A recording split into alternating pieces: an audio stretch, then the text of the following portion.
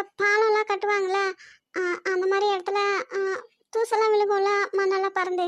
அந்த மாரி ஏதோ விழுந்துதான். அதில அ கண்ணு பெயின் ஆகுதுன்னு சொன்னவர் தான்.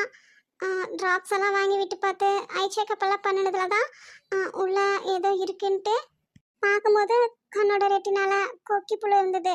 ஓ! அப்புறம் அது ஆப்ரேஷன் பண்ணி தான் ரிமூவ் பண்ணணும் அப்படின்ட்டு ஆப்ரேஷன் பண்ணும்போது அ அந்த நரம்புல நல்லா அதோட கொக்கி இதாயிடுச்சு.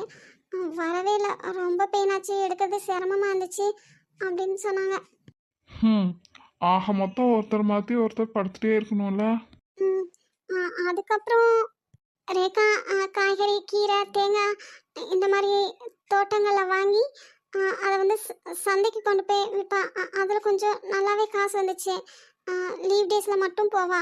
அப்புறம் அந்த காசெல்லாம் வச்சு அ மாடு வாங்கலாம் அப்படின்னு சொல்லி வாங்குனாங்க.